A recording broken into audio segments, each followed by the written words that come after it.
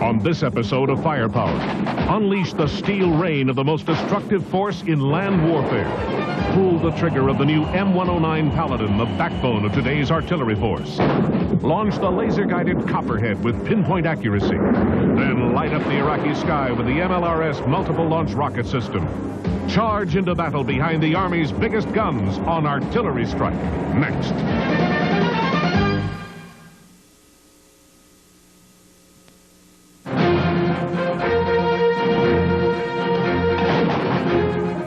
Artillery changed little in its first 5 centuries of existence, from the introduction of gunpowder from China through the classic cannon of the American Civil War we see here. Early cannon worked on the same basic principle. Gunpowder was loaded through the cannon's front bore and packed into the base of the cannon's tube, followed by the projectile. The routine for cannoneers followed much the same pattern as we see here with this American Civil War era bore-loaded cannon. Cannon were basically direct fire weapons. They could only fire accurately on targets they could actually see.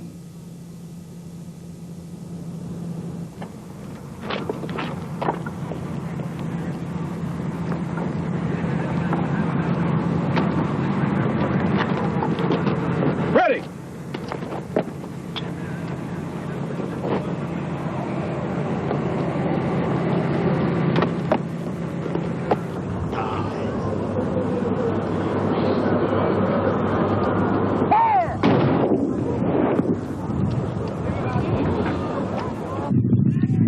The technology of artillery began to change in the latter half of the 19th century with the advent of propellants more powerful than gunpowder, new high explosives for the projectile, and new stronger steels for the gun tube. Artillery entered the industrial age with the substitution of breech loading for bore loading. New mechanisms permitted the cannoneer to load through a new rear breech mechanism, greatly speeding the process of loading and firing. These new cannon completely altered the nature of land warfare in World War I.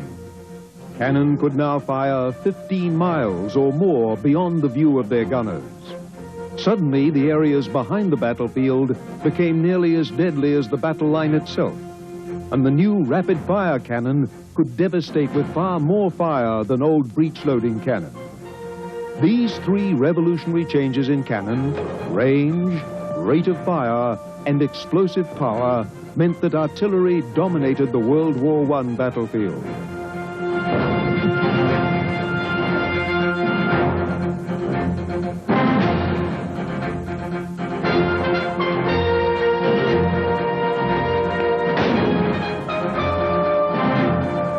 World War II saw the emergence of the armored vehicle as an antidote to the artillery revolution. The armored vehicle could protect its crew from artillery's deadly firepower. In some respects, the tank had absorbed the artillery's direct fire role. Like the Civil War cannon, the tank gun was used against targets that could be seen by the crew. The technological evolution of the artillery as an indirect fire weapon continued. Most artillery crews never saw their target, relying on mathematical formulas and geometrical calculations to accurately fire their weapons against distant targets. But artillery remained the most destructive force in land war, accounting for about 70% of all battle casualties. Artillery was improved and modernized.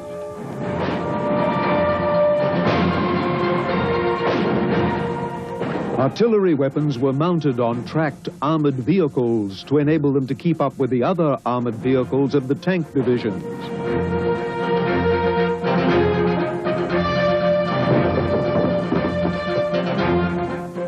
Artillery can be categorized into 3 basic types related to the flight paths of their projectiles: mortars, howitzers, and guns. These days, mortars are mainly used as the pocket artillery for the infantry, lightweight and easily moved. Howitzers are the most common weapon of the regular artillery, varying considerably in size and appearance. The 2 basic categories of howitzers are the traditional towed howitzers and the self-propelled howitzers. Artillery weapons are further described by their bore diameter, the inner diameter of their gun tube. This is a 155 millimeter howitzer, meaning that its gun tube is 155 millimeters across, or about 6 inches. The range of a modern cannon is determined largely by the amount of propellant used to propel the projectile and the length of the gun tube. Some smaller howitzers, like these lightweight 105 millimeter howitzers, use a metal case behind the projectile to contain their propellant. The larger howitzers do not use a metal casing for the propellant, using simple bag charges instead. This allows the howitzer crew to vary the amount of propellant loaded into the cannon. Fewer bags for shorter range, more bag charges for greater range.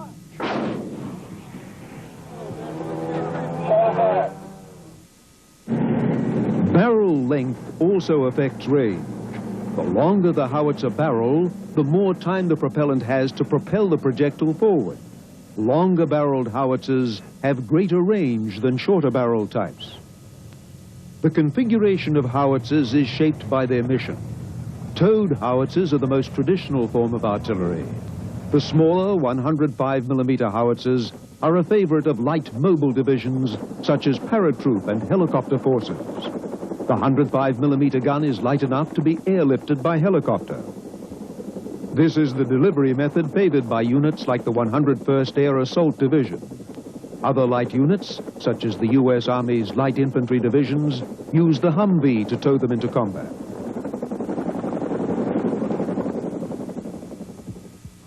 The 105 millimeter howitzer can also be airdropped by parachute.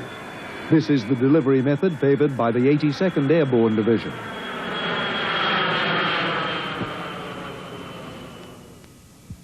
Larger towed howitzers, like this M198, are found in Marine divisions. The towed 155 millimeter howitzer is much lighter than the self-propelled 155 millimeter howitzer. This is an important consideration for Marine divisions, which must move all their equipment by ship and amphibious landing craft.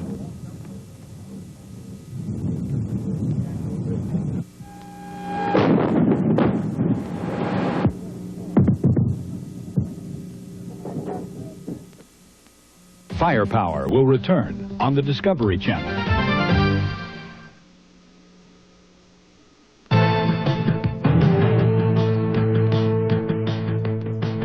The backbone of today's artillery force is the self-propelled howitzer.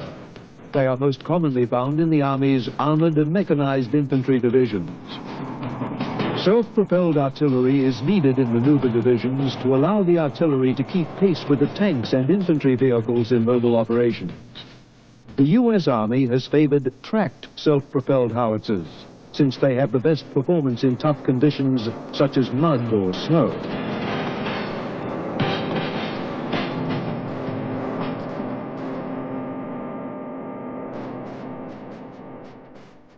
In some armies, which operate in dry or flat terrain, such as the South African Army, the howitzer is mounted on a wheeled chassis, as we see here. The use of a mobile chassis allows some self-propelled guns to carry armor protection for their crews. A self-propelled howitzer looks much like a tank, but there are important differences. The self-propelled howitzer is not heavily armored like a tank, only enough armor to protect it against shell fragments from enemy artillery. Self-propelled artillery vehicles usually have their turrets mounted on the rear of the chassis, while a tank has them in the center.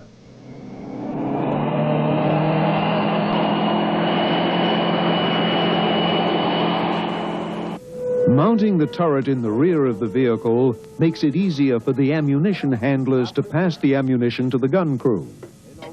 There are two elements of an M109 howitzer crew: the crew inside the vehicle, who aim and fire the cannon, and the loaders outside the vehicle, who handle the ammunition.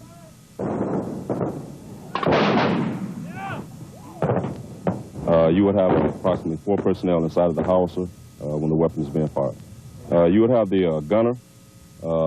He aligns the howitzer on the azimuth of fire given by the Fire Direction Center. You have the assistant gunner, who is E4 or corporal.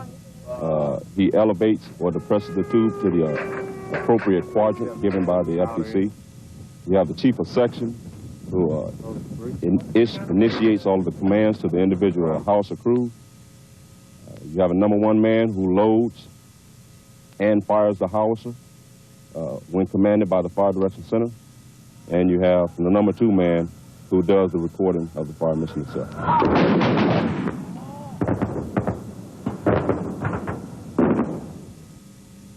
In recent years, a new vehicle called the FASV has been developed for the artillery. The FASV is an armored ammunition handling vehicle. In the past, ammunition for the M109 was brought forward by unarmored vehicles, which were vulnerable to enemy fire. The new FASV better protects the ammunition and has handling equipment inside, such as a conveyor belt, to speed the loading of the M109 howitzer. One of the most significant technological revolutions in artillery has been the advent of new positioning equipment. The accuracy of artillery is very dependent on knowing precisely where the artillery is located in relationship to the enemy target. In the past, this was done by laborious and time-consuming surveys. Newer systems, like the improved M109 Alpha 6 Paladin, contain their own positioning systems. This howitzer that you see directly behind you is the M109 Alpha 3. And in fact, some of these howitzers that you see here were actually in Saudi Arabia in the Iraq War, although they've been repainted. The Paladin howitzer is an improvement over this in several ways. The biggest thing is that it allows each howitzer to carry with it directional, or actually a location finding capability, so that the howitzer knows where it is at any given time period. What that allows a battery to be able to do is, instead of having howitzers on line the way that we do today, we can have howitzers in different locations, and they can still fire from those locations and still all fire at one time and hit the same target. That increases survivability immensely on the battlefield. In this kind of configuration, if you're in the battlefield and we fire rounds from this location, and the enemy picks up by radar or some other means where we're located at, they will send counter battery fire on top of us. Therefore, we can only stay in one location and fire so many missions before we have to move. With the new Paladin system, you will be able to go out with pairs of howitzers, or a few howitzers, almost like armor tactics with tanks, and they will not have to be in a given gun line the way we do business today and be laid along the same azimuth, because a lot of that data will be carried on the howitzer itself.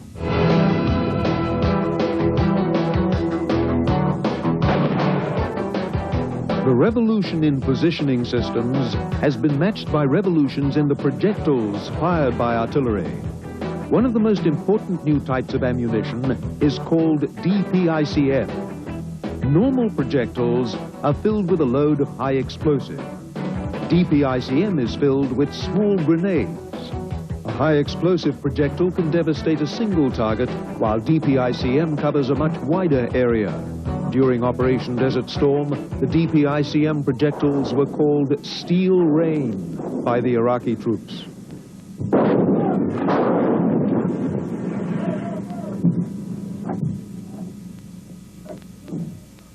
The high explosive round can do a couple of things. It can either detonate upon impact, or we can have it detonate in the air where it explodes from within, spraying shrapnel in a given location. But the devastation and the destruction of dual-purpose improved conventional munition is almost beyond belief without actually experiencing it falling on you. The devastation that occurs on equipment and other things when those shape charges goes off is almost intolerable to try to survive under a barrage of DPICM. That is the munition of choice on the battlefield.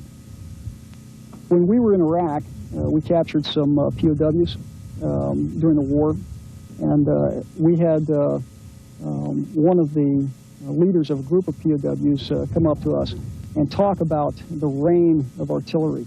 And one of the statements that he made was, no more rain artillery, no more rain artillery. And they were speaking primarily of the devastation that they had experienced under the fires of DPICM. Artillery has traditionally been an area attack weapon, best suited to bombarding a large area with a barrage of high explosive.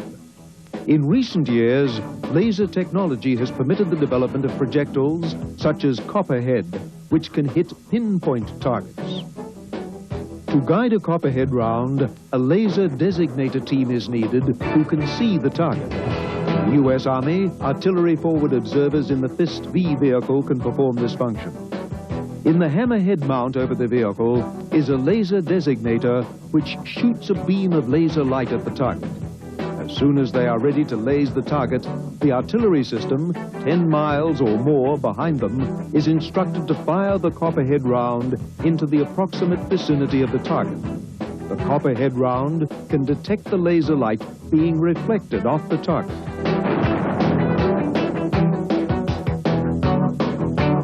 What it is, it's a round that gets loaded into the tube and fired. And once it's fired, some fins pop out that stabilize it in flight. And someone on the ground near the target location at a given time lasers with a laser designated device, or maybe a plane or some platform from the air lasers a target. And as the round comes into the near vicinity, if it's in the proper footprint for the trajectory, the round will home in on that laser. And as it homes in on that laser, it can actually achieve pinpoint accuracy, as you talk about, and blow up an individual item of equipment, almost like what you would have in direct fire, where a tank sees something, it fires on it, and it blows another tank up. We have that capability with the copperhead munition. Firepower will return on the Discovery Channel.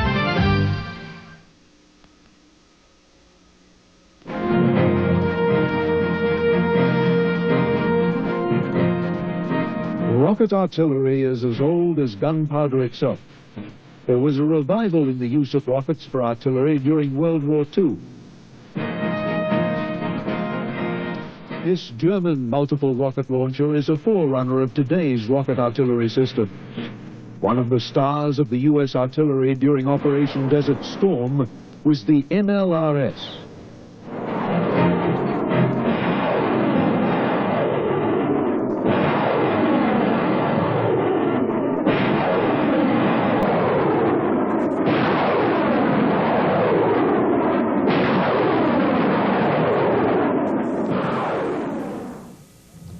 One of the vast improvements that we've gained through MLRS is the massive amount of firepower that's available, the terminal effects firepower that's available to that one vehicle, one M270 launcher that the American public saw on television during Desert Storm, equates to roughly 1 battalion equivalent of 2 artillery. Now, when you have that kind of firepower available to you, and the maneuver that that vehicle has inherent in itself, and its survivability capability of being able to shoot and leave and then not have to worry about the terminal effects of any enemy systems firing on it, that's a vast improvement in our capability. The new U.S. Army rocket artillery system is called MLRS, for Multiple Launch Rocket System. Each MLRS launcher is equipped with 12 rockets. The rockets are armed with 644 sub-munition grenades, much like the Cannon Artillery's DPICM system. A single rocket from an MLRS can devastate an area the size of a football field. The MLRS was the first U.S. Army artillery system to take full advantage of the revolution in navigation systems. Each MLRS launcher has its own onboard navigation system. At the beginning of the mission, the MLRS crew drives up to a pre-surveyed spot where it obtains its location data. From that point on, the navigation system keeps precise track of where the vehicle is located. When target data is received by the MLRS launcher from the Fire Direction Center, it is inputted into the vehicle computer. The computer then analyzes the target data and its own location data, resulting in a solution to automatically aim the launcher at its target.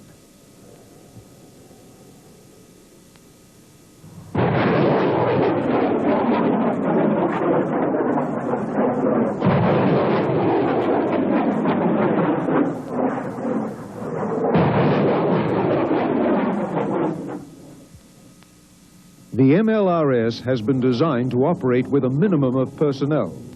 There are only 3 men in an MLRS crew compared to 11 on an M110 howitzer. The loading of large rockets has been simplified by automation. The system is fairly easy to load. After you're done with the fire mission, you go to a load supply point. What you do is rotate the LLM. You have a menu inside that tells you where you want to position the LLM. You would download your expended pods, move your LLM onto the ammunition. You hook it up and you just lift it up. Then you put your booms back in, press stow, and the system automatically go to the stow position, and you're ready to hit the firing point and shoot again.